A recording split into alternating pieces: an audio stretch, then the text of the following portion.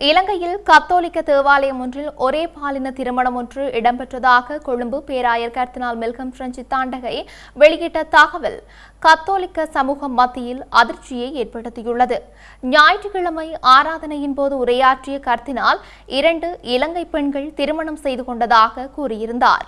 2 பெண்களும் திருமணத்தை நடத்தும் அருட்தந்தையை ஏமாற்றி தேவாலயத்தில் திருமணம் செய்ததாக கர்தினால் மெல்கம் பிரெஞ்சித் தாண்டகை தெரிவித்தார். இந்த பெண்களில் ஒருவர் ஹோர்மோன் மாத்திரைகளை பயன்படுத்தி தனது தோற்றத்தை ஆண் போல மாற்றியிருந்தார் எனவும் அவருக்கு முகத்தில் ரோமங்கள் இருந்ததால் மதகுரு ஏமாற்றப்பட்டதாகவும் கூறினார். இந்த சம்பவம் இலங்கையிலேயே நடந்தது என்று கர்தினால் தெரிவித்தார். இதனிடையே ஒரே பாலின திருமணங்களுக்கு கடுமையான எதிர்ப்பை வெளியிட்ட கர்தினால் 2 ஆண்களோ அல்லது 2 பெண்களோ திருமணம் செய்தால் அவர்களால் எவ்வாறு சரியான குடும்ப வாழ்க்கையை நடத்த முடியும் என்று கேள்வி எழுப்பினார். அதே நேரம் இலங்கையில் ஒரு பாலின சுற்றுலாவை ஊக்குவிப்பதற்கான அரசாங்கத்தின் முயற்சிகளையும் விமர்சித்த அவர் ஏற்றுக்கொள்ள முடியாத ஆசைகளை நிறைவேற்ற வரும் வெளிநாட்டவர்களால் நமது இளைஞர்கள் பலியாக அனுமதிக்க கூடாது என்றும் தெரிவித்தார். அத்துடன் ஜனாதிபதி அனுரகுமார திசாநாயக்க இதன் தீவிரத்தை புரிந்து கொள்வார் என நம்புவதாகவும் அவர் குறிப்பிட்டார். அதே நேரம் ஒரே பாலின நாட்டமுள்ள நபர்களை கருணையுடன் நடத்த வேண்டும் என்றும் ஆனால் வெளிப்புற செல்வாக்கினால் வேறு வாழ்க்கை முறையை